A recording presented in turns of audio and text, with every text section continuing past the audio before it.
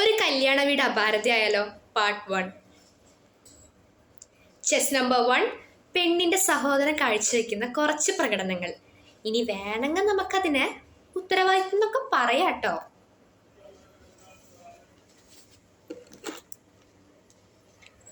Hello, പറയടാ. എത്തിയാ? Junction എത്തിയാ? എന്നാ പിന്നെ റൈറ്റ് എടുക്കാം അവിടുന്ന്. റൈറ്റ് എടുത്ത് നേരെ പോകുമ്പോൾ കാണുന്ന സെക്കൻഡ് ലെഫ്റ്റ്. അവിടെ നിന്ന് നേരെ വരുമ്പോൾ കാണുന്ന 4ാമത്തെ വീട്. മോളെ കൊണ്ടുവന്നാ? പനിയൊക്കെ മാറിയില്ലേ മോളെ? എന്നാ പിന്നെ സെറ്റ് വേഗം വായോ അങ്ങോട്ട്. അങ്കിൾ വായോ കേറ് മോളു. വാ. അവള് മേക്കപ്പ് റൂമിലുണ്ടായി. ഇപ്പൊക്കെ. ഹലോ, പറയടാ. ഞാൻ നിനക്ക് ലൊക്കേഷൻ വിട്ടാന്നാണല്ലോ. വർക്ക് ആവണില്ല? എന്നാ പിന്നെ നേരത്തെ പറയണേ, ഞാൻ പോയിട്ട് തരാം. ചേട്ടാ, അവിടെ കിടക്കുന്ന 2 സ്റ്റൂള് കേടോ നിൽക്കാട്ടോ. അവിടെ വേറെ സ്റ്റൂള് പോയിട്ടിട്ടെ. ഇതൊക്കെ നോക്കണ്ട എൻ്റെ ചേട്ടാ. ഒരു ഉത്തരവാദിത്വം ഇല്ല, എല്ലാത്തിനും ഞാൻ തന്നെ വേണം. ചേട്ടാ അങ്ങ് വന്നേ. അതെ, ആ പാചകം ചെയ്യുന്ന ആൾക്കാരുടെ അടുത്ത് പോയിട്ടേ അന്ന് അവിടെ നിൽക്കിട്ട് ഇടയ്ക്ക് അവരെന്തെങ്കിലും ആവശ്യം പറയണമെന്ന് വന്ന് പറയട്ടാ. ശരി. എന്താ മക്കളെ, എന്താടെ കാര്യങ്ങളൊക്കെ? ചെക്കൻ്റെ വീട്ടുകാരെത്താനായി എന്ന് വിളിച്ച് ചോദിക്കിട്ടാ. പാചകക്കാർക്കൊന്നും പ്രശ്നമൊന്നുമില്ലല്ലോ, നീ ചോദിക്കിട്ടാ. ചെക്കൻ്റെ വീട്ടുകാരപ്പം ഞാൻ കുറച്ച് നേരത്തെ വിളിച്ചപ്പോൾ അവർ പറഞ്ഞത് അവർ ഇറങ്ങിയെന്നാ. മേക്കപ്പ് ഒക്കെ കഴിഞ്ഞില്ലേ? നമ്മുടെ ഭാഗത്തുനിന്ന് ലേറ്റ് ആവാൻ പാടില്ലട്ടാ. ആടാ, മേക്കപ്പ് ഒക്കെ കഴിഞ്ഞ് പക്കയാണല്ല. പിന്നെ നിങ്ങൾ എന്താടാ, ഒരു കാര്യം ഞാൻ പറയട്ടെ. ആ മേക്കപ്പ് ആർട്ടിസ്റ്റ് എന്നാ ഒരു സ്പീഡാന്നറിയോ? ഭയങ്കര സ്പീഡാ. എൻ്റെ കല്യാണത്തിന് എന്നെ വിളിച്ചാൽ മതിയായിരുന്നു. അല്ല, നിനക്കിപ്പോൾ ഒരു വട്ടം കല്യാണം കഴിക്കണ? അല്ല, വേണമെങ്കിൽ പറഞ്ഞാൽ മതി. കഴിപ്പിച്ചിട്ട് വലിയ കാര്യമൊന്നുമില്ല. നിന്നെ സഹിക്കാളിയെ കൊണ്ട് മാത്രമേ പറ്റത്തുള്ളൂ, വേറെ ആര് വന്നാലും പറ്റത്തില്ല. ഡസക്ക നിർത്തിക്കോട്ടാ. നീ കുറെ നേരം കൊണ്ട് എനിക്കിട്ട് താങ്ങുന്നുണ്ട്. സമയം കിട്ടുമ്പോഴൊക്കെ മിണ്ടാതിരുന്നു. ഈ കെട്ടൊന്ന് കഴിയട്ടെട്ടാ. ഞാൻ നിനക്ക് കാണിച്ചു തരുന്നുണ്ട് എൻ്റെ സ്വഭാവം. എന്തോന്നിക്കോ കൊള്ളാല്. താരാണാവോ ഈ പെൺകൊച്ച്? ചേച്ചി, ആ സാരി എടുത്തു തരണത് ആരാ ചേച്ചി? ഇതാരാന്ന് അറിയത്തില്ലേ? എടാ, ഒരു ദേവുവിൻ്റെ ഫ്രണ്ടില്ലേ ഗായത്രി? അവളിടയ്ക്കൊക്കെ വീട്ടിൽ വരാറുണ്ടല്ലോ, അറിയത്തില്ല? ഗായത്രി ഇങ്ങ് വന്നേ. എത്ര കാലായിടോ കണ്ടിട്ട്. ഈ വഴിയൊക്കെ മറന്നാ? ഇടയ്ക്കൊക്കെ ഒന്ന് വന്നൂടെ? വായോ. ചേച്ചി, എത്ര കാലായില്ലേ പറയും പോലെ കണ്ടിട്ട്. നേരെ ഇല്ല ചേച്ചി, നിങ്ങൾക്കൊക്കെ ഒന്ന് അങ്ങോട്ടും വരാലോ. ഇനി എന്തായാലും ഇടയ്ക്കൊക്കെ വരാട്ടാ. പിന്നെ മക്കളെവിടെ? മക്കളെ കണ്ടില്ലല്ലോ. ഒടുക്കത്തെ കുരുത്തക്കട, പറഞ്ഞാലും കേൾക്കത്തില്ലേ. അപ്പൊ ഞാനാണെങ്കിൽ അമ്മായിയുടെ അടുത്ത് ആക്കിയിട്ട് ഇങ്ങ് പോകുന്നതാ. എന്നാ വായോ, ദേവ് മേക്കപ്പ് റൂമിലുണ്ട്, വായോ. ചേച്ചി നടന്നാ, ഞാൻ വരാം. അയ്യോ മോളെ, പതുക്കെ. സ്റ്റെപ്പല്ലേ, നിരനിരാന്ന് കിടക്കുമല്ലേ, പതുക്കെ. പാവാട ചവിട്ടി തെന്നി വീണു, പിന്നെ നെറ്റിയൊക്കെ പൊട്ടും. ചേട്ടാ, എനിക്കറിയാം സ്റ്റെപ്പാണ്. ഞാൻ LKG-ലൊന്നും അല്ല പഠിക്കണത്. കൊച്ചിൻ്റെ ഒരു തമാശ. വീട്ടിൽ അച്ഛനും അമ്മയൊക്കെ എന്ത് പറയുന്നു? അച്ഛനും അമ്മയൊക്കെ സുഖമായിട്ടിരിക്കണ ചേട്ടാ. സഹോദരങ്ങൾ ആരെങ്കിലും? ഉണ്ട് ചേട്ടാ, ഒരു അനിയനുണ്ട്. അനിയനുണ്ടോ കൊച്ചിന്? അളിയൻ എന്ത് പറയുന്നു? By the by. അളിയനാ?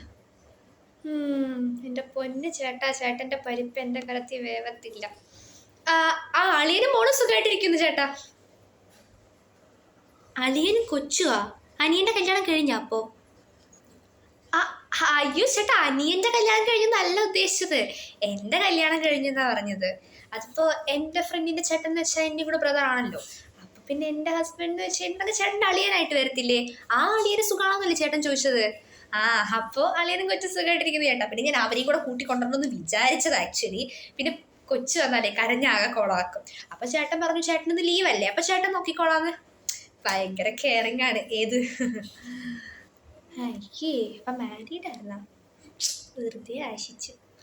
പിന്നെ എന്തിനാ ഇങ്ങനെ നോക്കി നിൽക്കണത്? അവിടെ പോയിട്ട് ഫ്രണ്ടിനെ കാണാൻ വന്നില്ലേ? ഫ്രണ്ടിനെ പോയി കാണ്. ഞാൻ ഫ്രണ്ടിനെ കാണാൻ വേണ്ടി തന്നെയല്ലേ സ്റ്റെപ്പ് കയറിക്കൊണ്ടിരിക്കുകയായിരുന്നില്ലേ? ചേട്ടനല്ലേ എന്നെ തടഞ്ഞു നിർത്തിയത്? ഇനിയിപ്പോൾ ഞാൻ അവിടെ നിൽക്കുന്നില്ല, ഞാൻ പോണു. ചേച്ചി ഇങ്ങോട്ട് വന്നേ. അതെ, ഇപ്പൊ പോയില്ലേ ഗായത്രി? അവള് മാരീഡാണോ? ആര്? ഗായത്രിയാ? അവള് മാരീഡ് ഒന്നും അല്ല, അവൾ എൻഗേജ്ഡ് പോലും അല്ല. അവൾക്ക് ഇനിയും പഠിക്കണം എന്നാ പറയണത്. അപ്പൊ മാരീഡ് അല്ലേ? കൊച്ചു കള്ളി. അപ്പൊ നമ്പർ ഇട്ടതാണല്ലേ? ഇത് ഞാൻ എടുത്തോളാം.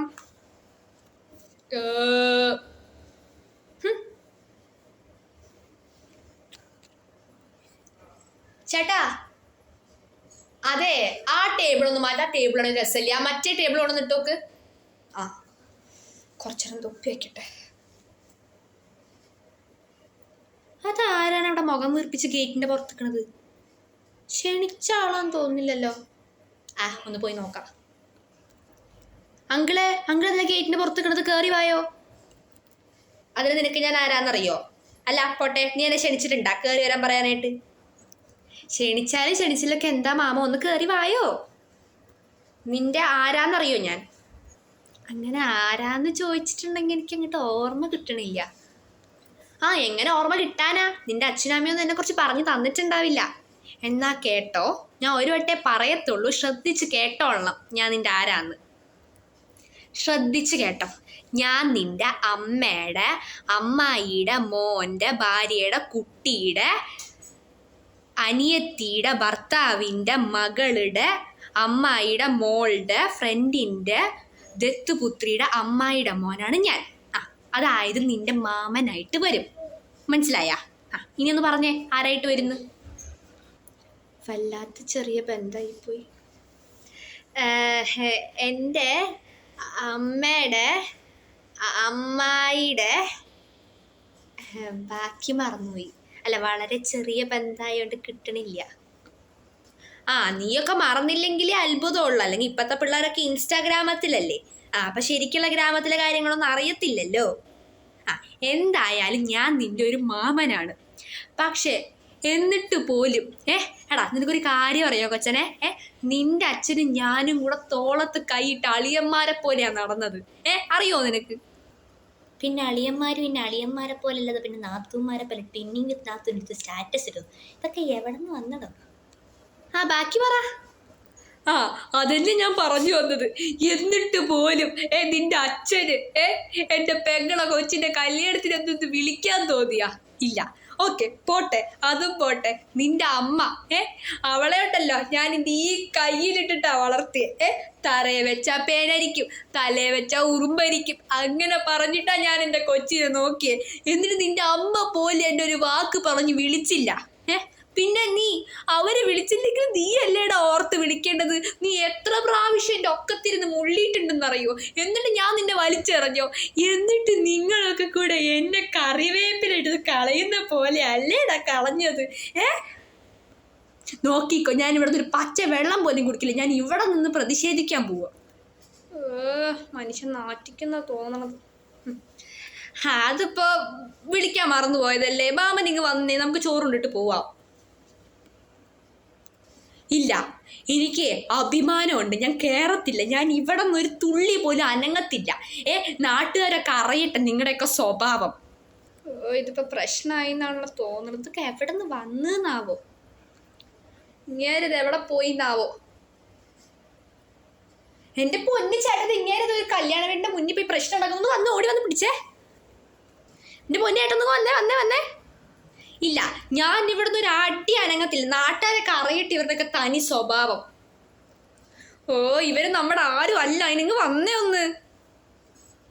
അല്ലല്ല അങ്കിൾമാരെ, എന്താ ശരിക്കും പ്രശ്നം? ഇതാരാ വന്നിട്ട് കുറേ നേരമായിട്ട് പ്രശ്നം ഉണ്ടാക്കുക? എൻ്റെ പൊന്നു കൊച്ചനെ ഒന്നും പറയണ്ട.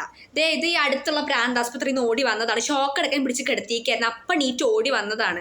പിന്നെ എങ്ങനെയുണ്ടല്ലോ, എവിടെ ഇറങ്ങിയാൽ ഒരു കല്യാണ വീട് കണ്ടിട്ടുണ്ടെങ്കിൽ അവിടെ ചെന്നിട്ട് ഏതോ ഒരു വലിയ ബന്ധത്തിലൊരു മാമനാന്നും പറഞ്ഞ് ഞങ്ങൾ കുറേ സെൻറ്റി അടിക്കും.